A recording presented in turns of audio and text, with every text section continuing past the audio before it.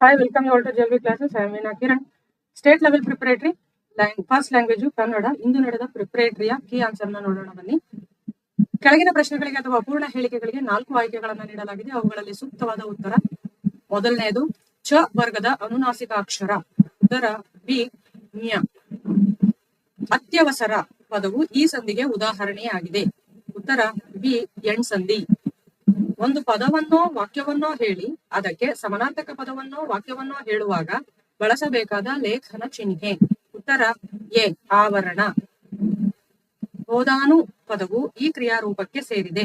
ಉತ್ತರ ಡಿ ಸಂಭವನಾರ್ಥಕ. 5ನೇ ಪ್ರಶ್ನೆ, ಸಪ್ತಮಿ ವಿಭಕ್ತಿಯ ಕಾರಕಾರ್ಥವಿದು. ಉತ್ತರ ಬಿ ಅಧಿಕರಣ. 6ನೇ ಪ್ರಶ್ನೆ, ತಲೆನೋವು ಪದದಲ್ಲಿರುವ ಸಮಾಸ.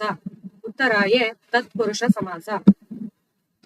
ಸೆಕೆಂಡ್ ಮೇ, ಕೆಳಗಿನವುಗಳಲ್ಲಿ ಮೊದಲ 2 ಪದಗಳಿಗಿರುವ ಸಂಬಂಧದಂತೆ 3ನೇ ಪದಕ್ಕೆ ಸರಿ ಹೊಂದುವ ಸಂಬಂಧಿ ಪದವನ್ನ ಬರೆಯಿರಿ. 7ನೇ ಪ್ರಶ್ನೆ, ಪ್ರತಿಹಾರಿ ಪಡಿಯರ. ಸಂದೇಹ ಸಂದೇಯ. ಉತ್ತರ. 8ನೇ ಪ್ರಶ್ನೆ, 12 ಸಂಖ್ಯಾವಾಚಕ. ಮೂಡಣ ದಿಗ್ವಾಚಕ. ಉತ್ತರ. 9ನೆಯ ಪ್ರಶ್ನೆ, ನಿನಗಾಗಿ ತದ್ದಿತಾಂತವ್ಯಯ. ಚಲುವಿಕೆ ತದ್ದಿತಾಂತ ಭಾವನಾಮ. 10ನೇ ಪ್ರಶ್ನೆ, ಉಂಟು ಕ್ರಿಯಾರ್ಥ ಕಾವ್ಯಯ. ಕೂಡಲೇ. ಉತ್ತರ ಸಾಮಾನ್ಯಾರ್ಥಕ ಅವ್ಯಯ. 3ನೇ ಮೇನು, ಕೆಳಗಿನ ಪ್ರತಿಯೊಂದು ಪ್ರಶ್ನೆಗಳಿಗೆ ಒಂದೊಂದು ವಾಕ್ಯದಲ್ಲಿ ಉತ್ತರ ಬರೆಯಿರಿ. ಪ್ರಾಣಿಗಳು ತಮ್ಮ ಮಕ್ಕಳಿಗೆ ಯಾವ ವಿಚಾರವಾಗಿ ತರಬೇತು ಕೊಡುತ್ತವೆ. ಉತ್ತರ ಪ್ರಾಣಿಗಳು ತಮ್ಮ ಮಕ್ಕಳಿಗೆ ಚಲನವಲನಗಳ ವಿಚಾರವಾಗಿ, ಆಹಾರ ವಿಚಾರಗಳ ವಿಚಾರವಾಗಿ ತರಬೇತು ಕೊಡುತ್ತವೆ. 12ನೆಯ ಪ್ರಶ್ನೆ, ಶಾನುಭೋಗರು ಚಿಕ್ಕನಾಯಕನಹಳ್ಳಿಗೆ ಏಕೆ ಹೋಗಿದ್ದರು. ಉತ್ತರ ಶಾನುಭೋಗರು ಚಿಕ್ಕನಾಯಕನಹಳ್ಳಿಗೆ ಇರಸಾಲಿಗೆ ಹೋಗಿದ್ದರು. 13ನೇ ಪ್ರಶ್ನೆ, ಪ್ರವಾಸ ಕುರಿತು ಬೇಕನ್ನನು ಹೇಳಿದ ಮಾತು ಯಾವುದು. ಉತ್ತರ ಪ್ರವಾಸ ಕುರಿತು ಬೇಕನ್ನನು ಪ್ರವಾಸವು ಶಿಕ್ಷಣದ ಒಂದು ಭಾಗವಾಗಿದೆ ಎಂದು ಹೇಳಿದ್ದಾನೆ. 14ನೆಯ ಪ್ರಶ್ನೆ, ರಾಜಗೃಹ ಪಟ್ಟಣದ ಅರಸ ಯಾರು. ಉತ್ತರ ರಾಜಗೃಹ ಪಟ್ಟಣದ ಅರಸ ಸುಬಲ. 15ನೆಯ ಪ್ರಶ್ನೆ, ಹಲಗಲಿಯನ್ನು ಲೂಟಿ ಮಾಡಲು ಆದೇಶಿಸಿದವರು ಯಾರು. ಹಲಗಲಿಯನ್ನು ಲೂಟಿ ಮಾಡಲು ಆದೇಶಿಸಿದವರು ಕಾರಸಾಹೇಬ ಅಥವಾ ಅಲೆಕ್ಸಾಂಡರ್ ವಿಲಿಯಂ ಕರ್ರೆ ಎಂಬ ಬ್ರಿಟಿಷ್ ಅಧಿಕಾರಿ. 16ನೇ ಪ್ರಶ್ನೆ, ಭಾರ್ಗವ ಎಂದರೆ ಯಾರು. ಉತ್ತರ ಭಾರ್ಗವ ಎಂದರೆ ಪರಶುರಾಮ.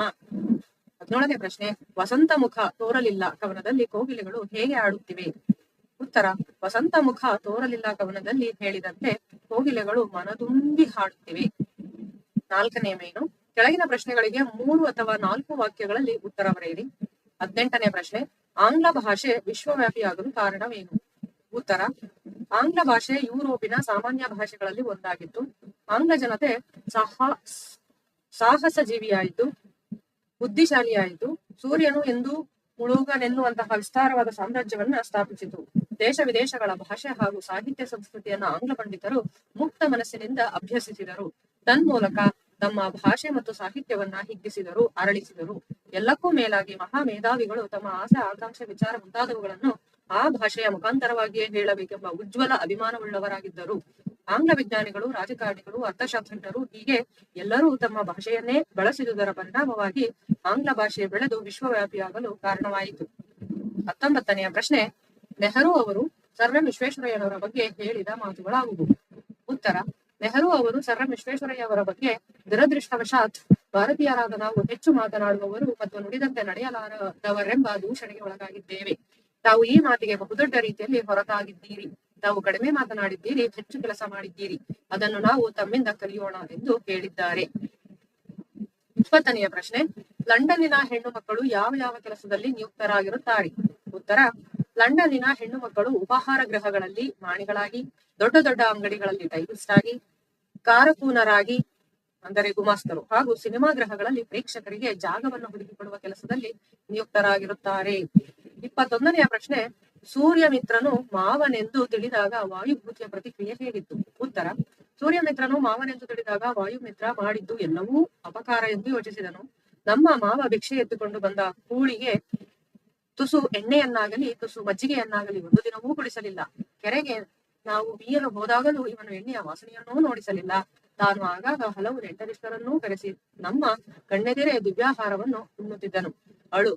ಆಳುಗಳಿಗೂ ಔತಣದೂಟವಾಗುತ್ತಿತ್ತು.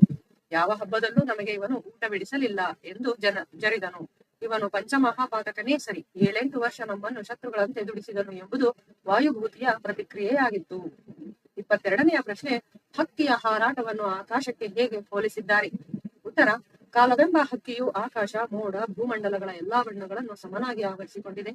ಆಕಾಶದಲ್ಲಿರುವ ಮುಗಿಲಿಗೆ ರೆಕ್ಕೆಗಳೊಡೆದೆವೋ ಎಂಬಂತೆ ಆಕಾಶದಲ್ಲಿ ಮಿನುಗುತ್ತಿರುವ ಚುಕ್ಕಿಗಳ ಮಾಲೆಯನ್ನ ಕೊರಳಿಗೆ ಸಿಕ್ಕಿಕೊಂಡು ಆಕಾಶದಲ್ಲಿ ಬೆಳಗುತ್ತಿರುವ ಸೂರ್ಯಚಂದ್ರರನ್ನು ಕಣ್ಣುಗಳನ್ನಾಗಿ ಮಾಡಿಕೊಂಡು ಅನಂತದೆಡೆಗೆ ಹಾರಿ ಹೋಗುತ್ತಿದೆ ಎಂದು ಹಕ್ಕಿಯ ಹಾರಾಟವನ್ನು ಆಕಾಶಕ್ಕೆ ಹೋಲಿಸಿದ್ದಾರೆ. 23ನೆಯ ಪ್ರಶ್ನೆ, ಹಲಗಲಿಯ ಬೇಡರು ದಂಗೆ ಏಳಲು ಕಾರಣವೇನು? ಉತ್ತರ: ಕ್ರಿಸ್ತಶಕ 1857ರ ಪ್ರಥಮ ಸ್ವಾತಂತ್ರ್ಯ ಸಂಗ್ರಾಮದ ನಂತರ ಕುಂಪಣಿ ಸರ್ಕಾರ ನಿಶಸ್ತ್ರೀಕರಣ ಕಾಯ್ದೆಯಡಿ ಎಲ್ಲ ಜನರಿಗೆ ಜೋರ ಮಾಡಿ ಕಸಿದುಕೊಳ್ಳಿರಿ ಹಥಾರ ಎಂಬ ಆದೇಶ ಹೊರಡಿಸಿತು. ಈ ಆದೇಶದ ಪ್ರಕಾರ ಕುಂಪಣಿ ಸರ್ಕಾರದ ಅಧಿಕಾರಿಗಳು ಹಲಗಲಿಗೆ ಒಂದು ಜೋರ ಮಾಡಿ ಬೇಡರ ಆಯುಧಗಳನ್ನು ಕಸಿದುಕೊಳ್ಳಲು ಹೋದರು. ಇದನ್ನು ವಿರೋಧಿಸಿ ರಾಮ, ಬಾಲ, ಹನುಮ, ಜಡಗ ಮೊದಲಾದ ಹಲಗಲಿ ಬೇಡರು ತಮ್ಮಲ್ಲಿರುವ ಆಯುಧಗಳನ್ನು ಕೊಡಲಪ್ಪದೆ ದಂಗೆ ಎದ್ದರು. ಇದೇ ಹಲಗಲಿಯ ಬೇಡರ ದಂಗೆಗೆ ಕಾರಣಗಳು. 24ನೆಯ ಪ್ರಶ್ನೆ, ಭಗತ್ ಸಿಂಗ್ ಜಲಿಯನ್ ವಾಲಾಬಾಗ್ನ ಮಣ್ಣನ್ನ ಕುರಿತು ತನ್ನ ಸಹೋದರಿಗೆ ಹೇಳಿದ ಮಾತುಗಳನ್ನು ತಿಳಿಸಿ. ಉತ್ತರ: ಭಗತ್ ಸಿಂಗ್ ಜಲಿಯನ್ ವಾಲಾಬಾಗ್ನ ಮಣ್ಣಿನ ಕುರಿತು ತನ್ನ ಸಹೋದರರಿಗೆ, ಇದು ಬಹಳ ಪೂಜ್ಯನೀಯವಾದ ಮಣ್ಣು. ಜಲಿಯನ್ ವಾಲಾಬಾಗ್ ಹತ್ಯಾಕಾಂಡದಲ್ಲಿ ಹುತಾತ್ಮರಾದವರ ರಕ್ತದಿಂದ ಈ ಮಣ್ಣು ಒದ್ದೆಯಾಗಿದೆ ಎಂದು ಹೇಳುತ್ತಾನೆ. 25ನೆಯ ಪ್ರಶ್ನೆ, ಗಾಂಧೀಜಿಯವರು ಅಂಟುದಿಲ್ಲ ಅಸ್ಥಿರತೆಯಿಂದ ತಿಳಿದ ಸಿದ್ಧಾಂತಗಳಾವುವು? ಉತ್ತರ: ಗಾಂಧೀಜಿಯವರು ತಿಳಿಸಿದ ಅಂತೆ ಅಂಟುದಿಲ್ಲ ಅಸ್ಥಿರತದ ಸಿದ್ಧಾಂತಗಳೆಂದರೆ: 1. ಎಲ್ಲರ ಒಳ್ಳೆಯದರಲ್ಲಿಯೇ ನಮ್ಮ ಒಳ್ಳೆಯದು ಅಡಗಿದೆ. 2. ವಕೀಲನ ಕೆಲಸಕ್ಕೆ ಇರುವ ಬೆಲೆಯೇ ಕ್ಷೌರಿಕನ ಕೆಲಸಕ್ಕೂ ಇದೆ. ತಮ್ಮ ಕೆಲಸದಿಂದ ಜೀವನ ನಿರ್ವಹಿಸಲು ಎಲ್ಲರಿಗೂ ಸಮಾನವಾದ ಹಕ್ಕಿದೆ. 3. ಶ್ರಮಜೀವಿಯ ಜೀವನ ಉಳುವವನ ಅಥವಾ ಕೈ ಕಸುಬುಗಾರನ ಜೀವನವೇ ಯೋಗ್ಯ ಜೀವನ. 26ನೆಯ ಪ್ರಶ್ನೆ, ಭಗವಂತನಲ್ಲಿ ಶರಣಾಗುವ ಭಾವ ಅಕ್ಕ ಮಹಾದೇವಿಯ ವಚನದಲ್ಲಿ ಹೇಗೆ ವ್ಯಕ್ತವಾಗಿದೆ? ಉತ್ತರ: ಚಂದನವನ್ನು ಕಡಿದು ಕೊರೆದು ತೇದರೂ ಅದು ಸುವಾಸನೆಯನ್ನೇ ನೀಡದೇ ಇರಲಾರದು. ಚಿನ್ನವನ್ನು ಕಡಿದು ತಿಕ್ಕಿದರೂ ಬೆಂಕಿಯಲ್ಲಿ ಹಾಕಿ ಕಾಯಿಸಿ ಬಿಡಿದರೂ ಅದು ತನ್ನ ಹೊಳಪನ್ನು ಕಳೆದುಕೊಳ್ಳುವುದಿಲ್ಲ. ಕಬ್ಬನ್ನು ಗಿಣ್ಣು ಗಿಣ್ಣಿಗೂ ತುಂಡರಿಸಿದರೂ ಗಾಣದಲ್ಲಿ ಹಾಕಿ ಅರೆದರೂ ಬೆಂದು ಪಾನಕವಾಗಿ ಸಕ್ಕರೆಯಾದರೂ ಅದು ತನ್ನ ಸಿಹಿಯನ್ನು ಎಂದಿಗೂ ಕಳೆದುಕೊಳ್ಳುವುದಿಲ್ಲ. ಹಿಂದೆ ಮಾಡಿದ ಪಾಪ ಕಾರ್ಯಗಳನ್ನು ಭಗವಂತನ ಮುಂದೆ ಇಡದೆ ಕೊಂದರೂ ನಿನಗೆ ಶರಣು ಎನ್ನುವುದನ್ನು ಬಿಡುವುದಿಲ್ಲ ಎಂದು ಭಗವಂತನಲ್ಲಿ ಶರಣಾಗುವ ಭಾವ ಅಕ್ಕ ಮಹಾದೇವಿಯ ವಚನದಲ್ಲಿ ವ್ಯಕ್ತಗೊಂಡಿದೆ. 27ನೇ ಪ್ರಶ್ನೆ, ಪ್ರಾಸವನ್ನ ಬಿಟ್ಟು ಬರೆಯಲು ಯೋಚಿಸಿದ ಪೈಗಳು ಪ್ರಾಸ ಇಟ್ಟೇ ಬರೆಯಲು ಕಾರಣವೇನು? ಪೈರವರು ಹೇಳುವ ಹಾಗೆ ಪ್ರಾಸವನ್ನು ಬಿಟ್ಟು ಬರೆಯಬೇಕೆಂದು ಪದೇ ಪದೇ ಅವರಿಗೆ ಸ್ಫುರಿಸುತ್ತಿತ್ತು. ಆದರೆ ಚೇಳಿನ ಮಂತ್ರ ಬಾರದೆ ಹಾವಿನ ಗುದ್ದಿನಲ್ಲಿ ಕೈ ಹಾಕಲಾರದೆ ಆ ಬಗ್ಗೆ ಬಲ್ಲವರು ಬೆನ್ನು ತಟ್ಟಿದಲ್ಲದೆ ಹಾಗೆ ಬರೆಯಲಿಕ್ಕೆ ಅವರ ಮನಸ್ಸು ಅಳುಕುತ್ತಿತ್ತು. ಕೈ ತೋರಿಸಿ ಅವಲಕ್ಷಣ ಎನಿಸಿಕೊಳ್ಳುವುದಕ್ಕಿಂತ ಸುಮ್ಮನಿರುವುದು ಒಳ್ಳೆಯದು ಎನಿಸುತ್ತಿತ್ತು. ಕವಿತೆಯನ್ನ ಕುರಿತು ಯಾರೊಂದಿಗೂ ಕೇಳಬಾರದು, ಯಾರು ಏನೆಂದರೂ ಮಾಡುವುದನ್ನ ಬಿಡಬಾರದು. ಉತ್ತ ಮೇಲಲ್ಲವೇ ಬಿತ್ತುವ ಯೋಚನೆ, ತಕ್ಕಷ್ಟು ಬರೆದ ಮೇಲಲ್ಲವೇ ಪ್ರಾಸದ ಗೋಜು, ಆ ತನಕ ತಣ್ಣ ಇರುವುದೇ ಲೇಸೆಂದು ಪ್ರಾಸ ಇಟ್ಟೇ ಬರೆಯುತ್ತಾ ಹೋದರು. 5ನೇ ಮೇನಲ್ಲಿ ಕವಿಕಾವ್ಯ ಪರಿಚಯ ಇದೆ. ಸಾಹಿತ್ಯಗಳ ಜನ್ಮಸ್ಥಳ, ಕಾಲಕೃತಿ, ಬಿರುದುಗಳನ್ನು ಕುರಿತು ಬರಬೇಕಾಗಿದೆ. ಸೊ ಇಲ್ಲಿ 2 ಕೊಟ್ಟಿರ್ತಾರೆ, 3 ಅಂಕಗಳಿರುತ್ತೆ. ಒಂದು ಸಾರಾ ಬುಕ್ಕರ್ ಅವರ ಬಗ್ಗೆ ಇದೆ. ಇಲ್ಲಿ ನಾನು ಕೊಟ್ಟಿರ್ತೀನಿ. ನೀವು PDF ಅನ್ನ ಬೇಕಾದ್ರೆ ಡೌನ್ಲೋಡ್ ಮಾಡ್ಕೋಬಹುದು. ನನ್ನ ಟೆಲಿಗ್ರಾಮ್ ಚಾನಲ್ಗೆ ಜಾಯ್ನ್ ಆಗಿ PDF ನಿಮಗೆ ಸಿಗುತ್ತೆ, ನೋಡ್ಕೊಳ್ಳಿ. ಸಾರಾ ಬುಕ್ಕರ್ ಅವರು 1936 ಕಾಸರಗೋಡು ಜನಿಸಿದರು. ಇವರು ನಾಡಿನ ಖ್ಯಾತ ಕಥೆಗಾರ್ತಿ ಹಾಗೂ ಕಾದಂಬರಿಗಾರ್ತಿಯಾಗಿ ಜನಪ್ರಿಯರಾಗಿದ್ದಾರೆ. ಚಂದ್ರಗಿರಿಯ ತೀರದಲ್ಲಿ ಸಹನ, ಕದನ ವಿರಾಮ, ವಜ್ರಗಳು, ಸುಳಿಯಲು ಸುತ್ತಿದವರು, ತಳ ಒಡೆದ ದೋಣಿಯಲ್ಲಿ ಇತ್ಯಾದಿ ಪ್ರಮುಖ ಕಾದಂಬರಿಗಳು ಹಾಗೂ ಚಪ್ಪಲಿಗಳು, ಕೆಡ್ಡ, ಅರ್ಧರಾತ್ರಿಯಲ್ಲಿ ಹುಟ್ಟಿದ ಕೂಸು, ಪಯಣ ಮುಂತಾದ ಕಥಾಸಂಕಲನಗಳನ್ನು ಕೂಡ ಬರೆದಿದ್ದಾರೆ. ಇವರ ಸಾಹಿತ್ಯ ಕೃಷಿಗೆ ಕನ್ನಡ ಸಾಹಿತ್ಯ ಪರಿಷತ್ತಿನ ನೃಪತುಂಗ ಪ್ರಶಸ್ತಿ ಕೂಡ ಇವರಿಗೆ ಲಭಿಸಿದೆ. ಕುವೆಂಪುರವರ ಬಗ್ಗೆ ಕೇಳಿದ್ದಾರೆ. ಇದು ನಿಮಗೆ ಮಾಡೆಲ್ ಪೇಪರ್ಸ್ ಅಲ್ಲಿ ಬಂದಿರುವಂತಹ ಕವಿಗಳನ್ನೇ ಕೊಟ್ಟಿದ್ದಾರೆ. ಕುವೆಂಪು ಕಾವ್ಯನಾಮದಿಂದ ಪ್ರಸಿದ್ಧರಾದ ಕುಪ್ಪಳ್ಳಿ ವೆಂಕಟಪ್ಪ ಪುಟ್ಟಪ್ಪ ಅವರು ಶಿವಮೊಗ್ಗ ಜಿಲ್ಲೆಯ ತೀರ್ಥಹಳ್ಳಿ ಸಮೀಪದ ಕುಪ್ಪಳ್ಳಿಯಲ್ಲಿ ಕ್ರಿಸ್ತಶಕ 1904ರಲ್ಲಿ ಜನಿಸಿದರು. ಇವರು ಕೊಳಲು, ಪಾಂಚಜನ್ಯ, ಪ್ರೇಮ ಕಾಶ್ಮೀರ, ಪಕ್ಷಿಕಾಶಿ, ಶ್ರೀ ರಾಮಾಯಣ ದರ್ಶನ, ಕಾನೂರು ಹೆಗ್ಗಡತಿ, ಮಲೆಗಳಲ್ಲಿ ಮದುಮಗಳು, ತಪೋನಂದನ, ರಸೋವೈಸ, ಅಮಲನ ಕತೆ, ಮೋಡಣ್ಣನ ತಮ್ಮ, ಬೊಮ್ಮನಹಳ್ಳಿಯ ಸುಂದರಿ ಜೋಗಿ, ಜಲಗಾರ, ಯಮನ ಸೋಲು, ಬೆರಳಿಗೆ ಕೊರಳ್, ನೆನಪಿನ ದೋಣಿಯಲ್ಲಿ ಮುಂತಾದ ಕೃತಿಗಳನ್ನ ಬರೆದಿದ್ದಾರೆ. ಇಷ್ಟು ಕೃತಿಗಳಲ್ಲದೆ ಇದ್ರು ಇದರಲ್ಲಿ ಅರ್ಧ ಕೃತಿಗಳನ್ನಾದ್ರೂ ಬರಿಬೇಕಾಗುತ್ತೆ. ಇವರಿಗೆ ಸಂದ ಪ್ರಶಸ್ತಿ ಶ್ರೀ ರಾಮಾಯಣ ದರ್ಶನ ಮಹಾಕಾವ್ಯಕ್ಕೆ ಕೇಂದ್ರ ಸಾಹಿತ್ಯ ಅಕಾಡೆಮಿ ಪ್ರಶಸ್ತಿ 1968ರಲ್ಲಿ ಲಭಿಸಿದೆ. ಭಾರತೀಯ ಜ್ಞಾನಪೀಠ ಪ್ರಶಸ್ತಿ 1988ರಲ್ಲಿ ಲಭಿಸಿದೆ. ಪಂಪಾ ಪ್ರಶಸ್ತಿ 1992ರಲ್ಲಿ ಲಭಿಸಿದೆ. ಕರ್ನಾಟಕ ರತ್ನ ಪ್ರಶಸ್ತಿ ಕೂಡ ಇವರಿಗೆ ಲಭಿಸಿದೆ. 1964ರಲ್ಲಿ ರಾಷ್ಟ್ರಕವಿ ಎಂಬ ಬಿರುದಿಗೆ ಪಾತ್ರರಾಗಿದ್ದಾರೆ ಕುವೆಂಪುರವರು. ಸೊ ಇದರಲ್ಲಿ ನೀವು ಏನ್ ಪ್ರಶಸ್ತಿಗಳಲ್ಲಿ 1-2-3 ಆದ್ರೂ ಬರೀಲೇಬೇಕಾಗುತ್ತೆ. ಗ್ರಂಥಗಳು ಅವರ ಕಾವ್ಯಗಳಿಗೆ ಬಂದ್ರೆ ಅದರಲ್ಲಿ 1-6 ಆದ್ರೂ ಬರೀಬೇಕಾಗುತ್ತೆ. ಇಂದಾಗ ಪೂರ್ಣಾಂಕ ಸಿಗುತ್ತೆ. 6ನೇ ಮೇನು ಪದ್ಯ ಭಾಗಕ್ಕೆ ಪ್ರಸ್ತಾರ ಹಾಕಿ ಗಣ ವಿಭಾಗ ಮಾಡಿ ಛಂದಸ್ಸಿನ ಹೆಸರನ್ನು ಬರೆಯುವುದು 3 ಅಂಕಕ್ಕಿದೆ. ಇಲ್ಲಿ ಹಾಕಿದೆ, ನೀವು ನೋಡ್ಕೋಬಹುದು. ನೀವು ಇದನ್ನ ನೋಡ್ಕೊಂಡು ಆನ್ಸರ್ ಮಾಡಿ. ನೆಕ್ಸ್ಟ್ 7ನೇ ಮೇನು ಅಲಂಕಾರವನ್ನ ಹೆಸರಿಸಿ ಲಕ್ಷಣ ಬರೆದು ಸಮನ್ವಯಗೊಳಿಸಿ 3 ಅಂಕಕ್ಕಿರುತ್ತೆ. ಸಿಡಿದ ಸಿಡಿದಂಗ ಗುಂಡು ಸುರಿದಾವ ದಾಂಗ, ಇದರಲ್ಲಿ ಬಿಡಿಸಿ ಬರೆದಾಗ ಹಾಂಗ ಅಂತ ಆಗುತ್ತೆ ನೋಡಿ. ಹಾಂಗ, ಸಿಡಿಲ ಸಿಡಿದ ಹಾಂಗ.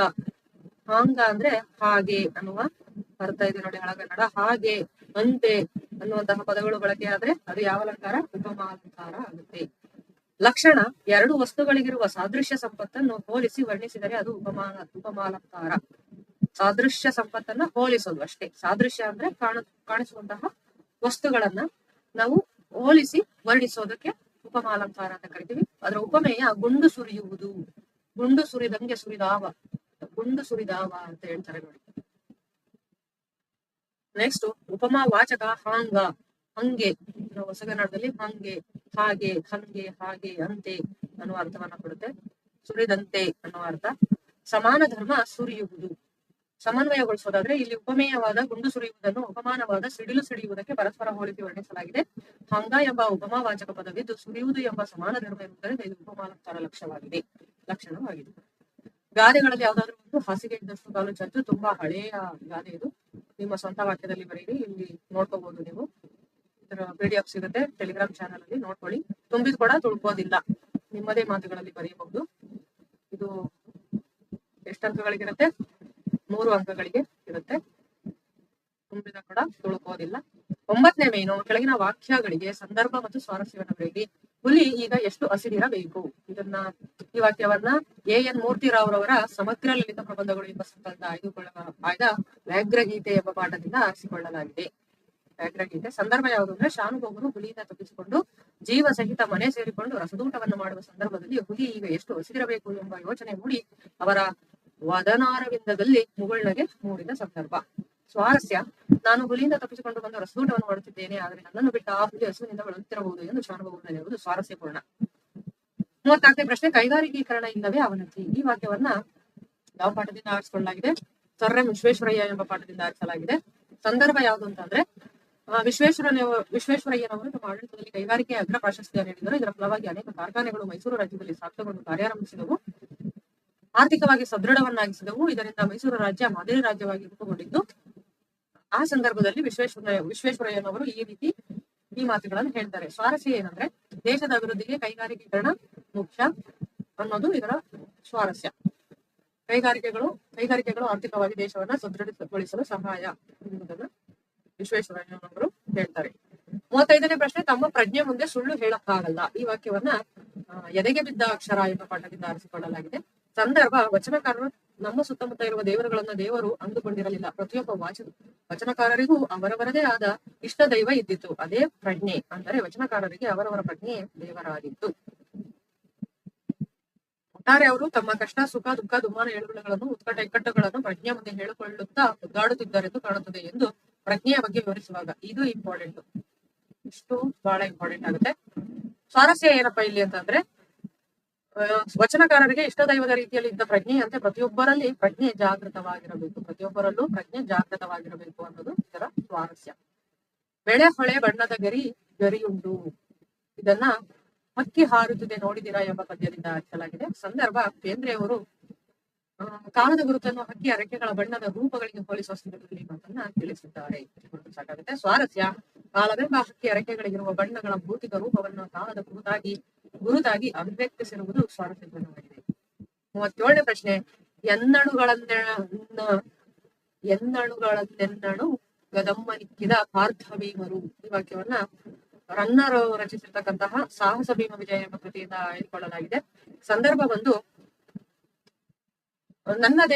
ಇವ್ರು ಹೇಳ್ತಾರೆ, ದುರ್ಯೋಧನ ಅಜ್ಜ ಭೀಷ್ಮರಿಗೆ ಹೇಳುವ ಮಾತು, ಅಜ್ಜ ನನ್ನ ಪ್ರೀತಿಯ ಗೆಳೆಯ ಕರ್ಣನನ್ನು ನನ್ನ ಪ್ರೀತಿಯ ತಮ್ಮ ದುಶ್ಯಾಸನನ್ನು ಕೊಂದ ಆ ಅರ್ಜುನ ಭೀಮನು ಜೀವಂತವಾಗಿರುವವರೆಗೆ, ನನ್ನ ದೇಹದಲ್ಲಿ ಪ್ರಾಣವಿರುವವರೆಗೆ ನಾನು ಸಂಧಿಗೆ ಒಪ್ಪಲಾರೆನು. ಮೊದಲು ಆ ಇಬ್ಬರನ್ನು ಕೊಲ್ಲುವೆನು, ಕೊಂದ ಮೇಲೆ ಪ್ರಸಿದ್ಧನಾದ ಅಂತಕಾತ್ಮಜನಾದ ಧರ್ಮರಾಯನೊಡನೆ ಸಂಧಿ ಮಾಡಿಕೊಳ್ಳುತ್ತೇನೆ ಅಂತ ಆ ಸಂದರ್ಭದಲ್ಲಿ ಹೇಳುವಂತ ಮಾತು. ಸ್ವಾರಸ್ಯ ಏನಂದ್ರೆ, ಗೆಳೆಯ ಕರ್ಣ ತಮ್ಮ ದುಶ್ಯಾಸನವೆಲ್ಲ ಪ್ರೀತಿ ಹಾಗೂ ಛಲದ ಗುಣವನ್ನು ದುರ್ಯೋಧನಲ್ಲಿ ನಾವು ಕಾಣಬಹುದು. ಅದು ಸ್ವಾರಸ್ಯ. 38ನೇ ಪ್ರಶ್ನೆ, ಎಂತು ನಾಣಲಿಗಬ್ಬರೆ ಮಾನಸರು. ಇದನ್ನ ಕೆಮ್ಮನೆ ಮೀಸೆ ಒತ್ತೇನೆ ಎನ್ನುವಂತಹ ಪದ್ಯದಿಂದ ಅರ್ಥಕೊಳ್ಳಲಾಗಿದೆ. ಯಾವ ಸಂದರ್ಭದಲ್ಲಿ ಇದನ್ನ ಹೇಳೋದು ಅಂದ್ರೆ, ದ್ರೋಣನು ದ್ರುಪದನ ಬಳಿಗೆ ಹೋಗಿ, ಅಣ್ಣ ನೀನು ನಾನು ಜೊತೆಯಲ್ಲಿ ವಿದ್ಯಾಭ್ಯಾಸ ಮಾಡಿದುದನ್ನು ತಿಳಿದಿಲ್ಲವೇ ಎನ್ನುವ ದ್ರುಪದನು, ನಿನ್ನನ್ನು ನಾನು ತಿಳಿಯೇನು, ನೀನು ಅದೆಲ್ಲಿ ನನ್ನನ್ನು ಕಂಡಿದೆಯೋ, ರಾಜನಿಗೂ ಬ್ರಾಹ್ಮಣ ವಂಶದವನಿಗೂ ಯಾವ ವಿಧವಾದ ಗೆಳೆತನ, ಎಂತು ನಾಣಿಲಿಗರಬ್ಬರೆ ಮಾನಸರ್ ಎಂಬ ಮಾತುಗಳಿಂದ ದ್ರೋಣನಿಗೆ ಮರ್ಮ ಭೇದಕವಾಗುವಂತೆ ತೀವ್ರವಾದ ನಾಚಿಕೆಗೆ ಈಡಾಗುವಂತೆ ಮಾಡಿದ ಸಂದರ್ಭದಲ್ಲಿ. ಸ್ವಾರಸ್ಯ, ತನ್ನ ಸಹಪಾಠಿಯಾಗಿದ್ದ ಆತ್ಮೀಯ ಸೀಟ ಒಬ್ಬ ಬಡವನೆಂಬ ಕಾರಣಕ್ಕೆ ಮನುಷ್ಯರಾದವರು ಇಷ್ಟು ನಾಚಿಕೆಗೆಟ್ಟವರಾಗುತ್ತಾರೆಯೇ ಎಂದು ಹೇಳುವ ದ್ರುಪದನ ಅಹಂಕಾರದ ಮಾತು ಇಲ್ಲಿ ಸ್ವಾರಸ್ಯಪೂರ್ಣವಾಗಿ ವ್ಯಕ್ತವಾಗಿದೆ. ಪದ್ಯ ಭಾಗವನ್ನ ಬರೆಯೋದು. ಪದ್ಯ ಈ ಸಲ ಹೊಸಗನ್ನಡ ಕೊಟ್ಟಿದ್ದಾರೆ, ಪದ್ಯ ನಿಮಗೆ ಗೊತ್ತಿರುತ್ತೆ. ಇದನ್ನ ಪದ್ಯದ ಸಾರಾಂಶ ಬರೆಯೋದು, ಅರ್ಥ ಮಾಡಿಕೊಂಡು ಇದರಲ್ಲಿ ಅಡಕವಾಗಿರುವ ಮೌಲ್ಯವನ್ನ ಬರಿಬೇಕು.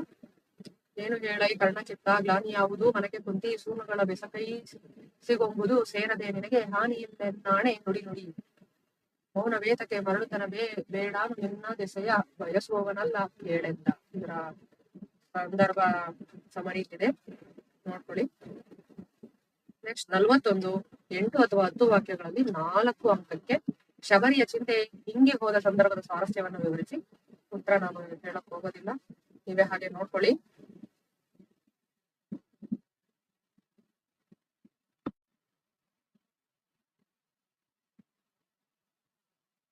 ನಲವತ್ತೆರಡನೇ ಪ್ರಶ್ನೆ, ಲವನು ಯಜ್ಞಾಶ್ವವನ್ನು ಕಟ್ಟಲು ಕಾರಣವೇನು ವಿವರಿಸಿ. ಇದು ಕೂಡ ನೀವು ವಿವರಣೆ ನೀಡುವಂಥದ್ದು, ಏನೇನಾಯ್ತು ಯಜ್ಞಾಶ್ವವನ್ನು ಕಟ್ಟಲು ಕಾರಣ ಏನು ಅಂತ. ನೆಕ್ಸ್ಟ್ ಗದ್ಯ ಭಾಗವನ್ನು ಮನಸ್ಸಲ್ಲಿ ಓದಿಕೊಂಡು ಕೊಟ್ಟಿರುವ ಪ್ರಶ್ನೆಗಳಿಗೆ ಉತ್ತರಿಸಿ. Unseen passage. ತಕ್ಕರ್ ವ್ಯಾಪಾರವಾರ ಸೇವಾ ಮನೋಭಾವದ ಹಿರಿಮೆಯನ್ನ ತಿಳಿಸಿ. ಇಲ್ಲಿ ಪ್ಯಾಸೇಜ್ ಅಲ್ಲಿ ಇರುತ್ತೆ, ಪ್ಯಾಸೇಜ್ ಅಲ್ಲಿ ಇರೋದನ್ನ ಹುಡುಕಿ ಬರೆಯೋದು ಬಹಳ ಈಸಿ. ಮನೋಭಾವದ ಹಿರಿಮೆಯಾಗಿದೆ ಇದೆ ನೋಡಿ, ಅದನ್ನು ಬರೆಯೋದು. 2ನೇ ಪ್ರಶ್ನೆ, ತಕ್ಕರ್ ಬಾಪಾರ್ ಅವರನ್ನು ಯಾವ ಯಾವ ಹೆಸರುಗಳಿಂದ ಗೌರವಿಸಲಾಗಿದೆ. ಮಹಾತ್ಮ ಗಾಂಧೀಜಿಯವರಿಂದ ಅಸ್ಪೃಶ್ಯರ ಪೂಜಾರಿ ಎಂದು ಗೌರವಿತರಾಗಿದ್ದಾರೆ. ಸರ್ದಾರ್ ವಲ್ಲಭಭಾಯಿ ಪಟೇಲ್ ರವರಿಂದ ಗುಜರಾತಿನ ಅಮೂಲ್ಯ ಮಾಣಿಕ್ಯ ಎಂದು ಗೌರವಿತರಾಗಿದ್ದಾರೆ. ಜನರಿಂದ ಒಬ್ಬ ದೊಡ್ಡ ತಪಸ್ವಿ ಪುಟ್ಟ ಮಹಾತ್ಮ ಎಂದು ಗೌರವಿತರಾಗಿದ್ದಾರೆ. ಹೀಗೆ ನೀವು ಇದನ್ನ ಬರೆದ್ರೆ ನಿಮ್ಗೆ ಅಂಕಗಳು ಪೂರ್ತಿಯಾಗಿ ಸಿಗುತ್ತೆ. 44ನೇ ಪ್ರಶ್ನೆ, ನಿಮ್ಮನ್ನು ಚಿತ್ರದುರ್ಗದ ಲೆಟರ್ ರೈಟಿಂಗ್ ಇದೆ.